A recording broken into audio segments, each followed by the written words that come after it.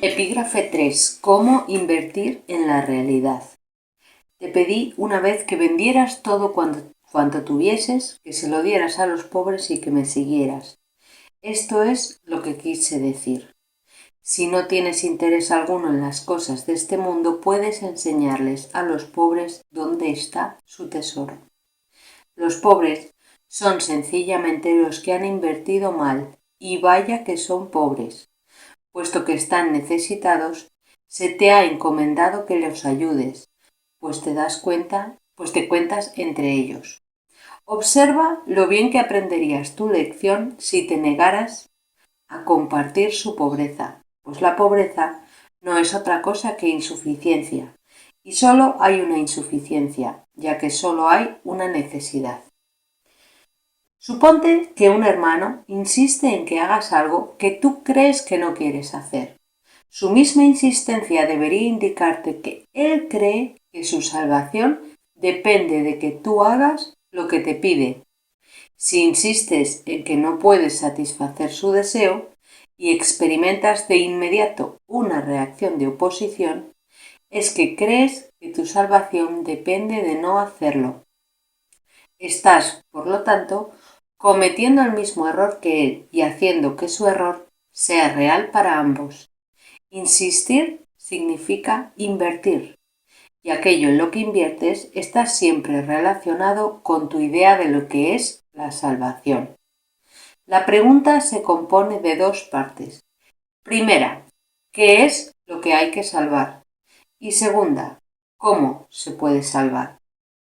Cada vez que te enfadas con un hermano, por la razón que sea, crees que tienes que proteger al ego y que tienes que protegerlo atacando. Si es tu hermano el que ataca, estás de acuerdo con esa creencia.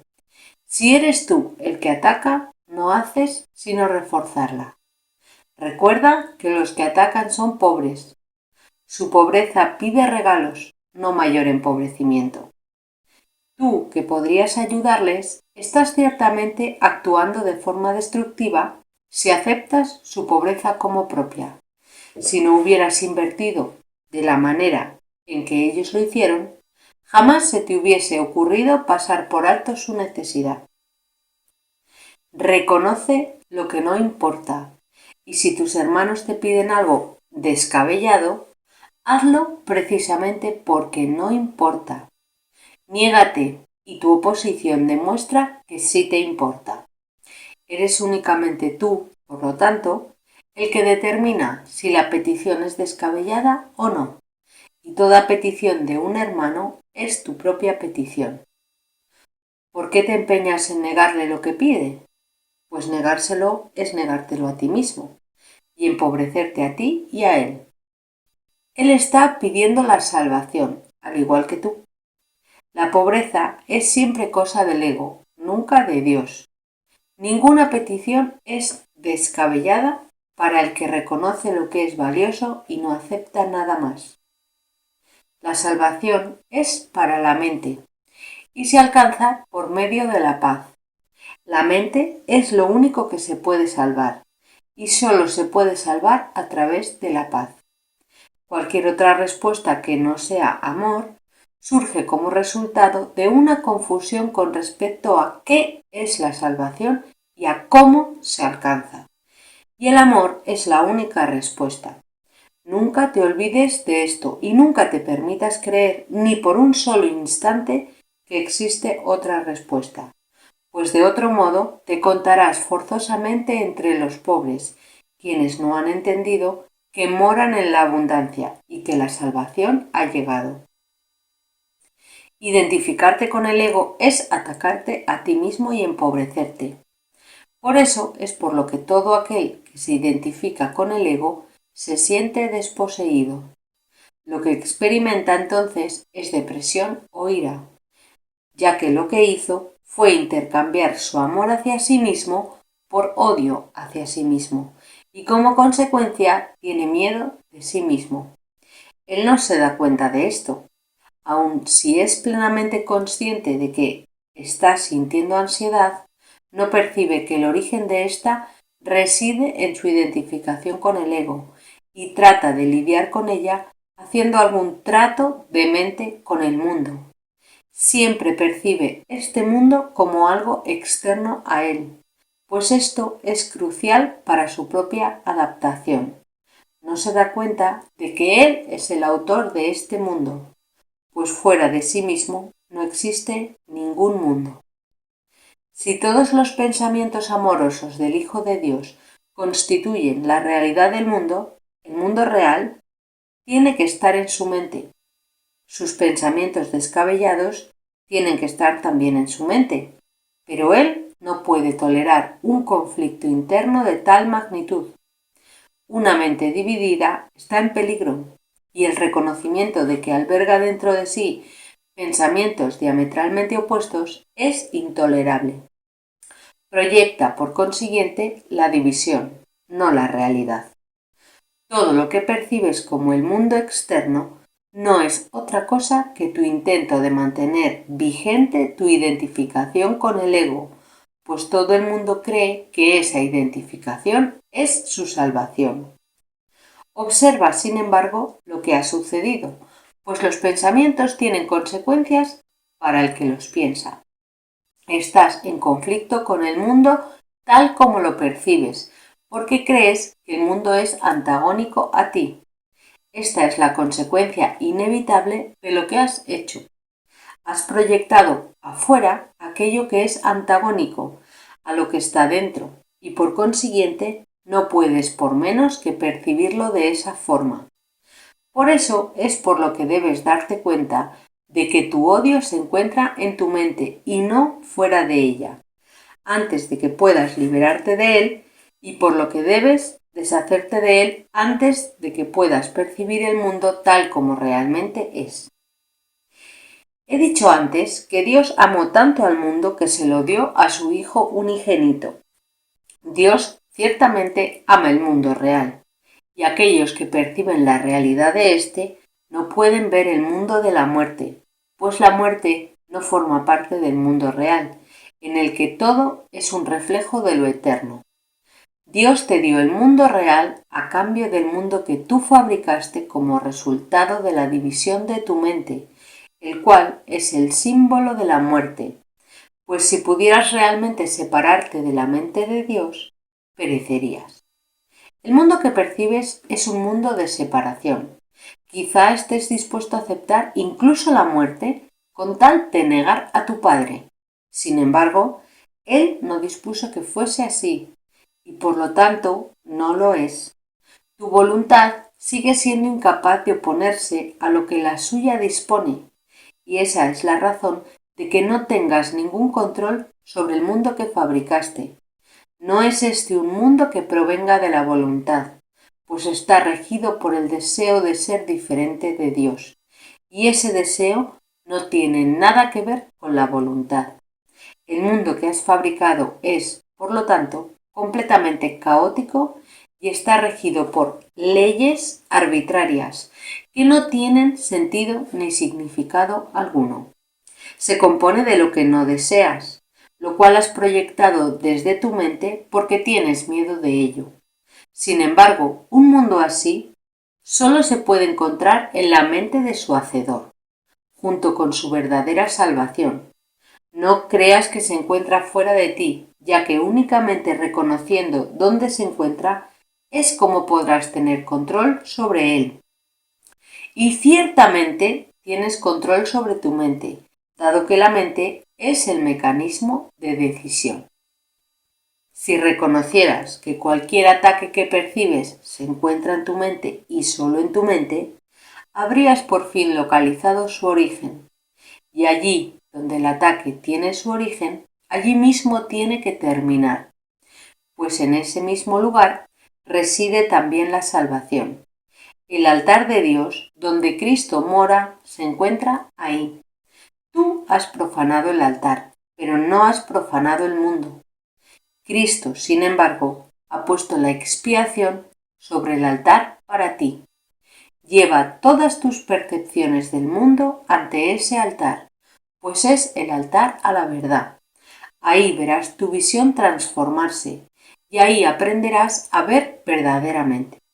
desde este lugar en el que Dios y su Hijo moran en paz y en el que se te da la bienvenida, mirarás en paz hacia el exterior y verás el mundo correctamente. Mas para encontrar ese lugar, tienes que renunciar a tu inversión en el mundo tal como lo proyectas y permitir que el Espíritu Santo extienda el mundo real desde el altar de Dios hasta ti.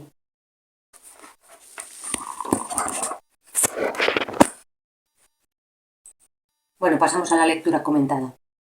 En el primer párrafo he señalado, si no tienes interés alguno en las cosas de este mundo, puedes enseñarle a los pobres dónde está su tesoro. Fijaros que en este párrafo está jugando con la frase que se malinterpretó en la Biblia de que dieras todo a los pobres y que siguieras a Jesús. Dice, lo que en realidad quiso decir es que si tú no tienes ningún tipo de interés en las cosas de este mundo, entonces es que tú puedes enseñar a los pobres dónde está su tesoro. Y luego nos dice, los pobres quiénes son, no son los que no tienen dinero en este mundo, los pobres son sencillamente los que han invertido más, todos y cada uno de nosotros, que hemos invertido en este mundo, en lugar de en el reino de los cielos. Y dice, se te ha encomendado que los ayudes, porque te cuentas entre ellos. Esta es la labor de los obradores de milagros, aquellos que se han dado cuenta de que este mundo no tiene nada que les pueda interesar y se dedican a ayudar a los otros pobres como ellos a que se den cuenta también de esto y a que caminen en la misma dirección. Dice en el segundo párrafo, suponte que un hermano insiste en que hagas algo que tú crees que no quieres hacer. Su misma insistencia debería indicarte que él cree que su salvación depende de que tú hagas lo que te pide. Si insistes en que no puedes satisfacer su deseo y experimentas de inmediato una reacción de oposición, es que crees que tu salvación depende de no hacerlo. Fijaros, cuando alguien nos pide que hagamos algo que nosotros no queremos hacer y esa persona está insistiendo, es porque él cree que si tú haces eso, él se salva de alguna manera. Y si tú piensas, si tú te opones a hacerlo, de alguna manera piensas que el hecho de que no lo hagas es la manera en la que tú te salvas. Quiere decir que de alguna forma sigues invirtiendo aquí en el mundo de la forma. De alguna forma es importante para ti todavía hacer o no hacer una determinada cosa. Y entonces nos advierte que si hacemos eso, estamos cometiendo el mismo error que él y estamos reforzándolo, su error. Porque estamos haciendo que su error sea real para ambos. Porque, nos dice aquí en la línea 5, insistir significa invertir. ¿Qué es importante para ti? O como nos dice aquí en la línea 6, ¿qué es lo que hay que salvar y cómo se puede salvar? En el párrafo 3 nos responde a la pregunta de qué es lo que hay que salvar y nos dice que crees que tienes que proteger al ego. Cada vez que te enfadas con un hermano es que crees que tienes que proteger al ego. Y además crees que lo tienes que proteger atacando. Y, sin embargo, si no tuviéramos ese interés en proteger a este personaje, nos daríamos cuenta de que la pobreza del hermano lo que pide es regalos, no mayor empobrecimiento. O sea, que lo que pide no es que encima nos opongamos nosotros y le pongamos más resistencia, sino que lo ayudemos. Y nos dice en el cuarto párrafo, reconoce lo que no importa. Y si tus hermanos te piden algo, entre comillas, descabellado, hazlo precisamente porque no importa. Yo con esto tengo una experiencia muy particular de, bueno, estar personas pidiéndome que hiciera una determinada cosa y yo pensaba que tenía que hacer todo lo contrario. Y llegó a tal punto el conflicto que finalmente dije, ¿por qué estoy aquí luchando por esto? ¿Qué más da? Hacer A que B. Digo, ¿queréis que haga esto? Pues lo hago. Y yo creo que, fijaros, esto es la decisión también que tomó Jesús en su momento.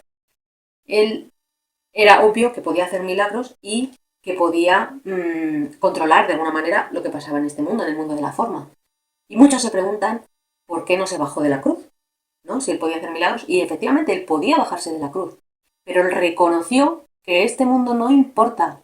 Y entonces, si sus hermanos le piden que sea crucificado, pues hasta luego, Lucas, crucificadme si queréis. No sé si es muy sutil, pero también tenemos otro ejemplo. Cuando Sócrates se tomó la cicuta, recordad que Sócrates fue acusado injustamente y le condenaron a tomarse la cicuta, pero sus discípulos tenían un plan de escape para él y él no se escapó. Yo creo que él pensó, esta gente que quiere que me tome la cicuta, ¿piensan que su salvación depende de que yo me tome la cicuta? Pues me tomo la cicuta porque me importa tres narices. Porque estaba en un estado mental en el que este mundo le importaba nada y menos. Bueno, espero que estos ejemplos se entiendan. Fijaros, en el párrafo 5 nos dice, la salvación es para la mente y se alcanza por medio de la paz. La salvación, no vas a salvar este cuerpo, no vas a salvar este personaje, no vas a salvar tus posesiones. La salvación es para la mente. Y se alcanza por medio de la paz, no por medio del conflicto, no peleando con el otro, no evangelizando al otro, no convenciendo al otro de nada. Por medio de la paz. Y nos dice en el párrafo 6, identificarte con el ego es atacarte a ti mismo y empobrecerte. Fijaros, Yo que he trabajado mucho con el método de Work de Byron Katie, el trabajo, que os lo he mencionado en algún vídeo más, tengo unos ejemplos muy claros de que esto, cuando tú te identificas con este personaje, cualquier cosa que pase en el mundo lo vas a poder relacionar con el personaje, y al personaje lo atacan, y el personaje tiene dificultades económicas. Por eso, si tú te identificas con el ego, con el personaje, eso en sí mismo ya es atacarte, porque siempre vas a encontrar una excusa en el mundo de que el mundo me ataca, que el mundo me humilla, que el mundo me hace lo que sea. Pero el mismo hecho de que tú te identifiques con este personaje, eso ya es atacarte a ti mismo. Por lo tanto, es lo que vas a ver. Si tú vienes de todo, de la totalidad, del amor incondicional, y te limitas a un personaje, eso es atacarte. Y como eso es atacarte, lo vas a proyectar fuera y es lo que vas a recibir, ataque. Nos dice en la línea 5 de este mismo párrafo, aun si es plenamente consciente de que está sintiendo ansiedad, se refiere a una persona en el mundo, ¿vale? No percibe que el origen de esta reside en su identificación con el ego. La ha proyectado fuera y yo ahora siento ansiedad porque el mundo es injusto. Siento ansiedad porque mi padre no me habla. Siento ansiedad por lo que sea, pero no es verdad. El verdadero conflicto es que te estás identificando con el personaje. Y entonces dice que trata de lidiar con ella haciendo algún trato de mente con el mundo. Es decir, yo percibo la ansiedad que me produce identificarme con el ego y como no quiero yo hacerme responsable de esto, hago un trato con el mundo y digo, venga, vosotros me vais a atacar para que yo justifique mi ansiedad y no mire. Pero si yo no justifico mi ansiedad y miro dentro de ella, hay dolor ahí dentro y no tiene nada que ver con el mundo. Por lo tanto, el mundo es un teatro hecho para tapar la ansiedad fundamental de identificarnos con un personaje pequeño cuando somos todo. Dice en el párrafo 7, el mundo real tiene que estar en su mente, en la nuestra se refiere, ¿no? Sus pensamientos descabellados también. Y entonces la mente no puede tolerar un conflicto interno de tal magnitud, entonces se divide la mente. Esta es la razón por la que se produce la división de la mente, porque tú tienes en tu mente el todo que ya eres, el espíritu, y tienes aquí un montón de juicios, de culpas, y esa mente está en conflicto, entonces se divide la mente, tú te disocias de la parte que quieras, me disocio del espíritu y me identifico con el cuerpo. Pues ya está, te has identificado con los pensamientos descabellados, es lo que vas a experimentar. Y entonces nos dice en la línea 5, todo lo que percibes como el mundo externo no es otra cosa que tu intento de mantener vigente tu identificación con el ego, pues todo el mundo cree que esa identificación es su salvación. Como decíamos, tenemos aquí en la mente recta los pensamientos amorosos y en la mente errada toda la identificación con el ego. ¿Cuál eliges? Si vives en conflicto estás eligiendo esta. ¿Por qué? Pues porque te conviene seguir identificándote con el personaje. Porque no quieres reconocer que tienes un creador. No estás dispuesto a asumir el problema de la autoría. Entonces crees que el mundo es antagónico a ti. Y ahora nos dice por qué creemos que el mundo es antagónico a nosotros. En la línea 9 nos dice, has proyectado afuera todo aquello que es antagónico a lo que está dentro. Y por consiguiente no puedes por menos que percibirlo de esa forma. Al yo identificarme con una mente errada, donde están todos los juicios, las culpas, y encima yo no quiero sentirme culpable, lo que hago es proyectar todo eso fuera. Entonces lo proyecto sobre el mundo y ahora veo que el mundo es antagónico a mí. Porque yo soy un ser inocente. Es verdad que soy un ser inocente, pero yo solo lo voy a percibir de verdad si estoy en mi mente recta, donde me voy a percibir a mí misma inocente y a todos los demás. Si estoy en mi mente errada, la única manera de que yo me perciba inocente es volcando todo eso que yo considero no inocente, dualidad, esto es inocente, esto es no inocente, todo lo que yo considero no inocente, lo vuelco sobre el mundo y luego, con el dedito, es que este y el otro me han hecho no sé qué. Es que ellos son culpables y yo no. Ese es el precio que yo tengo que pagar para considerarme inocente mientras mantengo la idea de separación de Dios. Porque la verdadera salvación es que yo renuncio a mi idea de estar separado, vuelvo a mi mente recta y aquí sí me percibo inocente porque lo soy. Y no tengo la necesidad de ver a nadie más culpable. Porque en la mente recta somos todos inocentes. Bueno, espero que esto se entienda. Ahora, en el párrafo 9, espero que me lo haya explicado yo bien, que a veces me lío mucho explicando. En el párrafo 9, la línea 2 dice, quizá estés dispuesto a aceptar incluso la muerte con tal de negar a tu padre. Esta es la disyuntiva. Esta es la disyuntiva. Mente errada. Para percibirte inocente tienes que proyectar todo lo que no te gusta fuera y luego percibirlo. Mente recta. Tienes que dejar de negar a tu padre. Y aquí es donde nos dice, la mente errada es el mundo de la muerte. Pero bueno, igual prefieres aceptar el mundo de la muerte con tal de seguir negando a tu padre. Ahí están las opciones bien claras. Y nos dice aquí la línea 6. El mundo que has fabricado se compone de lo que no deseas, lo que decíamos. Todos los pensamientos que yo tengo aquí que no los deseo, los proyecto fuera sobre el mundo y ahora los veo. Dice, se compone de lo que no deseas, lo cual has proyectado desde tu mente porque tienes miedo de ello. Y dice, un mundo así solo se puede encontrar en la mente de su hacedor, junto con su verdadera salvación. En la mente del hijo, ahora no voy a hablar de mente errada, sino en la mente del hijo, en la parte de la mente del hijo que se durmió, se encuentra ese mundo. Y ahora, lo que pasa es que el Cristo, o sea, si la mente que se durmió es esto, la mente del Cristo entera es esto, y la mente de Dios es esto, entre el Cristo, del cual nosotros formamos parte, y el Padre, acordaron la salvación de esa pequeña parte de la mente. Y entonces se introdujo en el sueño el Espíritu Santo. Y ahí es donde está, entonces te está diciendo el curso, ahí tienes la solución. Realmente tienes el mundo del conflicto en tu mente y tienes la salvación también en tu mente. Porque el problema tiene que resolverse allí donde se originó, en la mente.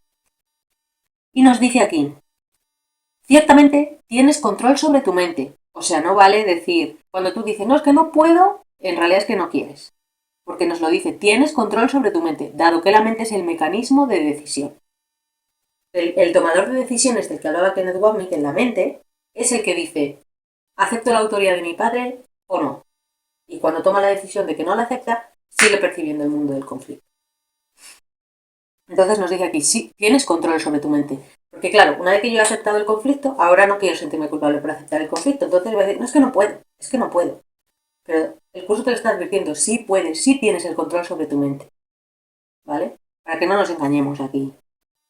Dice en el párrafo 10, allí donde el ataque tiene su origen, allí mismo tiene que terminar, en la mente, como hemos comentado. Dice, pues en ese mismo lugar reside también la salvación. El Espíritu Santo que Dios nos puso en la mente, junto con la ayuda del resto de la mente del Cristo, que sí que está despierta, ahí es donde está la salvación. O sea, el conflicto y la salvación están en el mismo sitio, porque Dios dispuso que la salvación estuviera donde la pudiéramos encontrar, en el mismo sitio que está el conflicto. Y nos dice en la línea 5, Cristo, sin embargo, ha puesto la expiación sobre el altar para ti. Ese es el kit de la cuestión. Cuando la mente mira hacia adentro, se da cuenta de que el altar ha sido profanado, porque ve que ya no hay un altar al espíritu. Ya la mente no se está identificando con el espíritu, sino que se está identificando con el cuerpo, con el ego. Entonces el altar ha sido profanado y ahí es cuando la mente toma la decisión de seguir apoyando al ego por su cuenta o tiene la opción de la expiación, que se colocó en ese mismo altar. Dice, lleva todas tus percepciones del mundo ante ese altar, ante el altar de la expiación. Y ahí verás tu visión transformarse y ahí aprenderás a ver verdaderamente. Cuando nosotros estamos percibiendo algo que nos hace daño, si pedimos al Espíritu Santo de corazón que nos muestre una percepción correcta, vamos a aprender a ver verdaderamente. Y nos dice que para encontrar ese lugar tienes que renunciar a tu inversión en el mundo tal como lo proyectas. Quiere decir que tenemos que perder el interés en mantenernos inocentes a costa de todo y proyectar en el mundo. Dice permitir que el Espíritu Santo extienda el mundo real desde el altar de Dios hasta ti. Bueno, pues esto es todo lo que quería comentar de la lectura de hoy. Ya sabes, si hay alguna cosa que te gustaría puntualizar o que crees que no la he explicado cómo procede, me lo pones aquí abajo en los comentarios, ¿vale? Gracias.